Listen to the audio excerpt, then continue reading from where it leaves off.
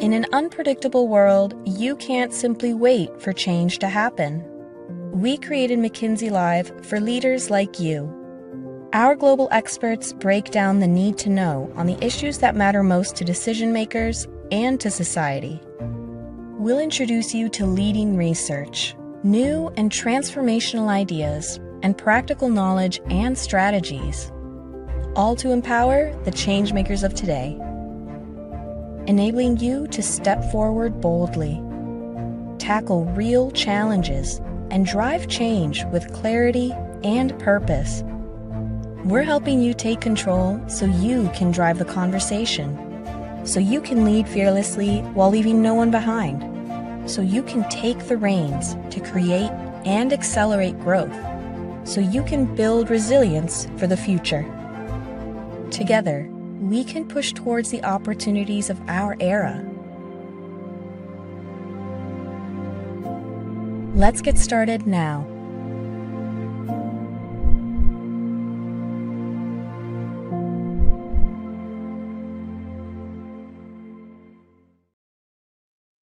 Hello and welcome to McKinsey Live. I'm Lucia Rahilly, McKinsey's editorial director and your host for today's event, The State of Fashion, Trends That Matter in 2025.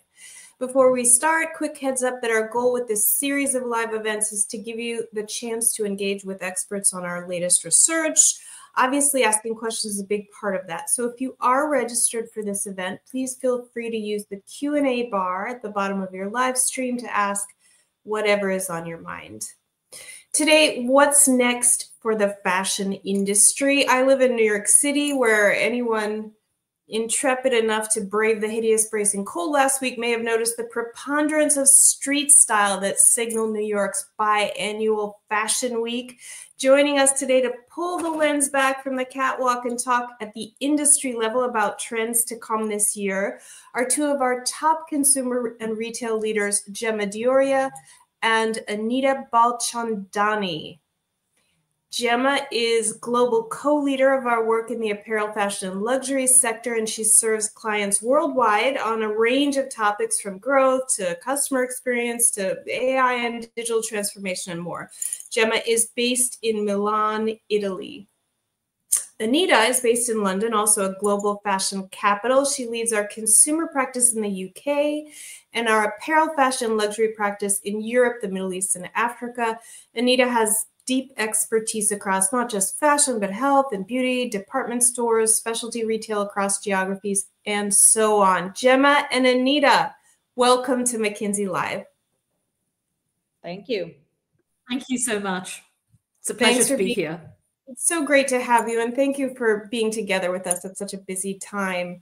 Before we get into the specifics of the State of Fashion report, let's start with just a little bit of context on the research itself. Anita, this is your 7th year, I believe, doing State of Fashion. You've been involved since the halcyon days pre-pandemic, so you've got the long view here. Any reflections on the report generally and McKinsey's overall collaboration with the business of fashion?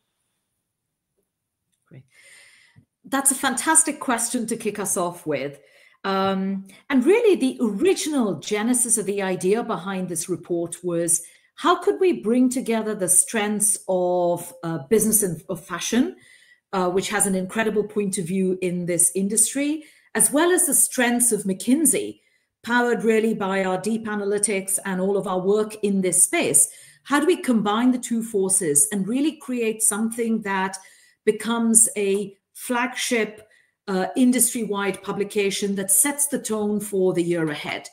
And I think it's with great pride and privilege that we say that over the years, we have really continued to build the momentum. And I feel actually the halcyon days are, with us today and ahead of us as well, because we do feel that in partnership with the BOF, we have sort of really made this a standout report that the industry looks forward to, and also gives us a really relevant set of topics that we could engage with through the course of the year. So our spirit is also to keep the conversation alive and for it to be quite dynamic. And just as a final sort of add, we do look back at the years that have gone past and often ask ourselves, did we get it right? And actually, we're also sort of quite pleased to say that, you know, in many cases, that is absolutely the case. And if anything, we pride ourselves on calling some of the trends a bit early rather than a bit late. So it's always an exciting partnership, and look forward to discussing some of the topics today. Thank you, Anita. That's super helpful framing. And folks can see that there's a QR code on screen that you can scan if you want to access the report for the details we're poised to get into. Now let's turn a little bit more explicitly to the research itself and what's at play for fashion in 2025. We're all obviously navigating a world in flux, given various dynamics, Gen AI, macroeconomic uncertainty, rising geopolitical volatility, and so on. That constellation of uncertainties continues to translate into a pretty challenging operating environment for business leaders generally. Gemma, what does it mean for the fashion industry in particular? Yes, thank you very much, Lucia, for the question. So I'm going to paint a picture that is maybe a little bit, I would say, a glass half empty. And then I will rely on Anita to give you the glass half full view. But in short, this is a time of incredible uncertainty because the world is facing a number of, frankly, unprecedented challenges. One, as we can see on this page, consumer confidence has hit all-time low, particularly in some geographies, China probably being the one that comes most to mind, but frankly, pretty much across the board. By the way, even fashion executives are very pessimistic. So when we did the survey for the report, only 20% of them expected consumer sentiment to improve, and 40% actually expected things to worsen. So in general, this pessimism is not only on the part of consumers, but also fashion executives. And we expect to have only revenue growth in the low single digits, pretty much across the globe, with a few bright spots. We'll talk about them in a little while, like, for example, the US. And in an industry where economic profit is highly concentrated, because this is an industry where value creation, literally, I mean, we have a situation where almost 90% of the economic profit of the entire industry sits with one group, which in this case is LVMH. We see that in 2024, for the first time since 2010, with the exception of COVID, non-luxury will drive the entirety of economic profit. And there are a few things that maybe are just worthwhile mentioning in that. One is there is a shift in, there's not only low consumer sentiment, but there is a clear shift in appetite to spend and in consumption patterns. So, for example, we have seen that, you know, increasingly adoption of cost-conscious behaviors. We have seen affordability fueling growth in segments such as resale, off-price, outlet stores, and even the rise of dupes that before were almost like worn with shame, and now that they're sort of worn with pride, which again was a phenomenon we were not expecting. And then, as we can see here, not only they're going to be more cost conscious, they're actually going to also be, you know, spending less on goods and much more on experiences, whether that's travel, gastronomic experiences, cultural experiences, you name it.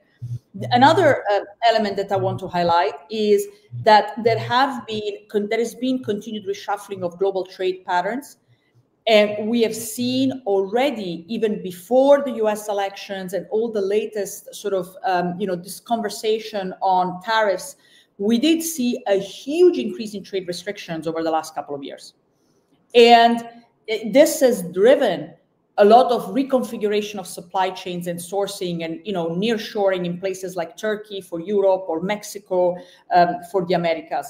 And the last thing I will mention, just because it's something that is also quite clear in the industry, is talent shortages. You know, and it's both a challenge on the creative side, but also on the business side. And we talk about this both. I mean, I know that we're focused on fashion today, but we will make some, you know, comments about luxury, because we also published in January our State of Luxury report with the business of fashion. It's the first time we actually published a deep dive on the luxury industry with them. And you will see that some of these elements, for example, the acceleration of experience or the reshuffling of talent, are common to both the fashion and the luxury industry. Super helpful. Thank you, Gemma. That's very interesting. You mentioned the rise in cost consciousness there, which I made a mental note to take under advisement vis-a-vis my own habits. Anita, let's turn now to the glass half full point of view. What do the findings mean for executives who are looking for bright spots to focus on in the coming year? That's a great question. And as Gemma said, I'll focus on the glass half full, actually. But before that, I personally find that being cost conscious, at least, is somewhere where habits die hard. So maybe I will learn to do things differently, but there's absolutely no sign of that at the moment. So why do, look, we all hear and read, and Gemma laid out really well sort of some of the backdrop in which we're operating and how executives are feeling. That said, I'd like to make a case for optimism here. And that comes from the following reasons. Firstly, actually, when we look at the margin structure of the industry, it has proven to be remarkably resilient. So notwithstanding the demand headwinds and the slowdown, actually, this is an industry where economic profit overall stepped up. And when we've looked at the margin analysis by subsector, in across all of the sectors, bar luxury. So if we look at mid-market, value, premium, this industry has actually seen percentage margins step up, even in a challenging time. And while luxury is under pressure, underlying intrinsically, the margin rates in luxury also still remain fairly resilient. And this year, we're also seeing much less polarization in that spread of economic profit. So I think actually the industry starts off on a positive note in terms of margin resilience. And if anything, in one of the CEO breakfasts we hosted the other day, the conversation went along the lines of, could this be the wake-up call that the industry needs to really get stronger and better by capitalizing on the technology shifts, the growth pockets in demand, etc.? Does it just force the industry to operate at a much higher level of performance and focus than it has needed to in the last decade? But if we just very tangibly look at where do you go from growth in this landscape, if I apply three lenses, there's a customer lens, which is actually, if we look at consumers, segments such as the silver spenders, the over 55s, for example, account for 72% of all the wealth in North America. And increasingly, the demographics in many geographies, including China, are really sort of heading towards the older generation that we, in the report, call the silver spenders. And we do believe this is a buoyant and robust sort of base of which to, focus a business. And many of the brands that have been really successful recently have also done a fine job of creating multi-generational appeal. So they're appealing to the younger customers, but frankly, they've unlocked a recipe to also be relevant to the older ones. So I think we'd look at consumer segments. If we then look at industry or category subsegments, this is the first time since we've published the State of Fashion report that the mid-market segment has actually been in growth, both in revenue, but also in economic profit terms. So it tells us that actually, given how consumers are feeling about value, many of the transformation efforts of the mid-market brands that have been around, and by the way, some years ago were really struggling, we're actually seeing that come to bear. So this is a moment for mid-market. Value consciousness, so value and off-price is also another channel where we're seeing, real sort of consumer demand and appetite. And then segments such as sports, beauty, which is absolutely an adjacency into this area, and many fashion and luxury players are also entering that space. If you think about sports, many of the insurgent brands in sports now account for close to 60% of the economic profit. This is not just a game that is being won by the incumbents and the big brands. So we do believe there are actually many of these category niches and value positioning segments that are robust and in growth.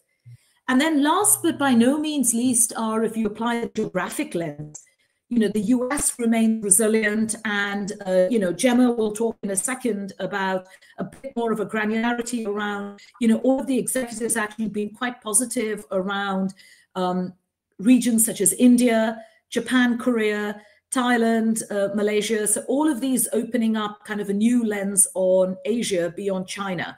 But actually, that might be, Gemma, a great kind of area for you to build on as well, and share where you see some of the real sort of growth highlights. Yeah, let's turn to that question, Gemma, and where in this context of more broadly decelerating growth, leaders might look for new regions of opportunity. Again, Anita just called out India, which is a focus of the report. It feels like we've been talking about India as the next big market for some years now. What's different about the latest research? Yeah, so a few thoughts there. By the way, I do agree. I think the silver spenders, will be a very important part of growth. I mean, in fact, they will represent about half the growth going forward, right? That we think in consumer spend. And then we'll talk a little bit later about sports, which I find personally hugely exciting. But I do think, geographically speaking, there are a couple of interesting phenomenon here. India is a very interesting market that we think will play a more prominent role. Why? Because one is it is expected to grow 12 to 17% in the fashion segment and 15 to 20% in the luxury segment in 2025, which basically is, does not even compare to the single digit growth that we see in other markets. It's also been interesting because the inflection point is driven by the fact that one, there is a middle class of aspirational consumers that's 430 million people strong. Just for reference, this is larger than the middle class of the whole Europe and US combined. Two, it is a fast-growing economy with actually a lot of positive consumer sentiment and optimism, which is in stark contrast to what we were discussing before in other markets. It is going to be soon the third largest consumer market in the world. So we're talking about a very deep, potential pool of customers. The ultra-high net worth population, albeit from a small base, is the fastest growing in the world. We expect it to grow at 50% between 2023 and 2028, which is phenomenal growth. As I said, of course, from a lower base, but very important.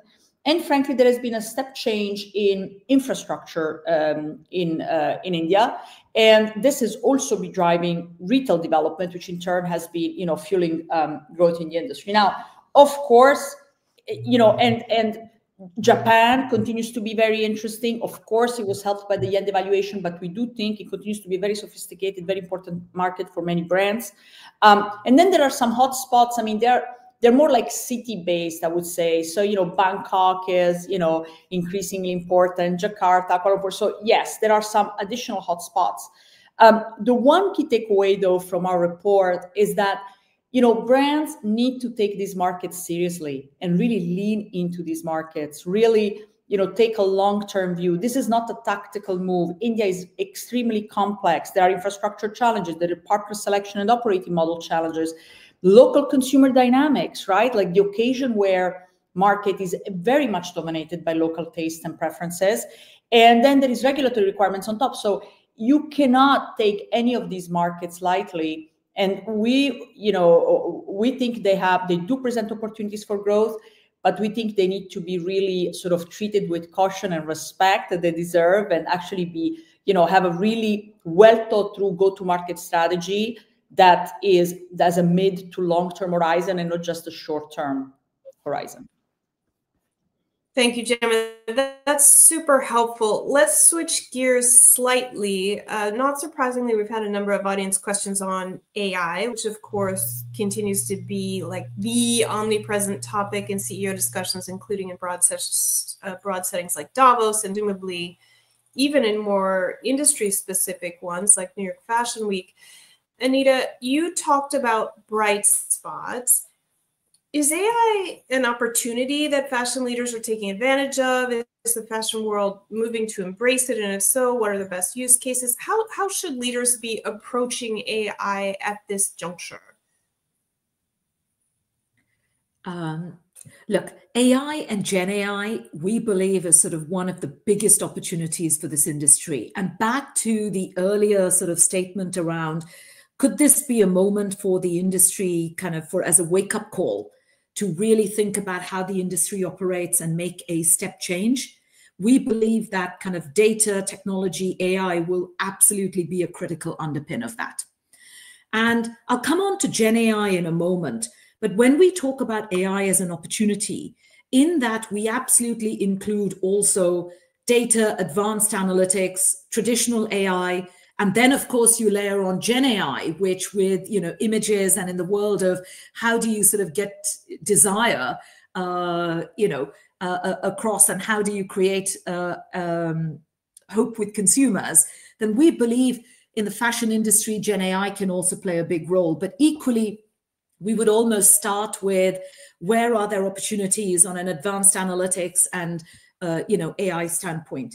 And I think, look, you can talk about lots and hundreds of use cases, but we feel often that thinking takes you down a path of some micro improvements, which then become hard for an organization to see where is the difference coming from.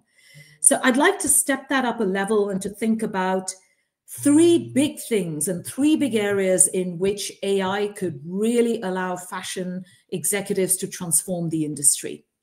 Number one would be, how does data and AI truly enable sort of the end-to-end value chain to be operated at a whole different level of productivity? So if you start to think about how you plan assortment, if you think about how you plan assortment at a store level, how you think about replenishment, etc., and the role that data can play through the value chain to frankly address some of the challenges that the industry faces, right? We know this is an industry that plans to overproduce. 40% of what the industry makes is expected not to be sold. So that in itself creates a huge cost problem and frankly a sustainability problem as well. So actually data and AI that can enable better prediction of bestsellers, better replenishment, better matching of inventory to where the customers are. We think that could be game changers. So thinking about data and AI through the value chain to really step change on productivity. The second big kind of area is, if you think about so much of interaction and engagement with fashion is today also in the digital world. And yet, for those of us who sort of try shopping for or looking and even searching for fashion online, it's quite a list-driven experience. It doesn't have the curation, the inspiration, the personalization that one would expect of the fashion industry. So we do believe that platforms, applications, and players that really enable curation of fashion in a much more personalized way and make that search and discovery genuinely thoughtful and relevant could be an absolute game changer. And then the third area that I'd look to is transforming clienteling. Today, the whole world of clienteling is also still fairly, anchored in great service and an ethos of great service, but very individually oriented, probably quite manual, if you will. And how could AI absolutely make that clienteling journey and arm the personal shopper in store with a whole different degree of information to make it personalized, to make it genuinely 24/7 and really transform that. So those are just three that we pick, but we do believe it's important to take a lens of what are the domains, both from a customer experience standpoint and then from an end-to-end productivity standpoint, what could genuinely transform the industry? And here we do have, a bull case that we put forward. Recognizing that the fashion industry is still at the foothills, frankly, of being able to leverage and optimize AI. Super interesting. Okay, I'm mindful of time. And again, we're getting lots of questions here from the audience for both of you as leaders in this industry and veterans of this research, maybe one way of getting at some of the more general questions that are coming in is simply to ask, what was most surprising to each of you in this year's report? And Gemma, let's start with you. Sure. For me, the most surprising phenomenon that we uncovered here was the one of, in sportswear. More specifically, I mean, in 2020, which was 5 short years ago, 80% of the economic profit of the value creation in sports was driven by incumbent brands that have revenues, upwards of $5 billion, right? So the brands that you can imagine, the Nike, Adidas, Puma, Under Armour, and 20% was what we call challenger brands. So smaller brands like On, Lululemon, Deckers, Anta. 2024, by end of 2024, and this is really a short period of time, the contribution of economic profit by the incumbents had halved to 40%. And the challengers had gone up 60%. We have very rarely seen this reversal, this showdown between incumbents and challengers in such a short period of time.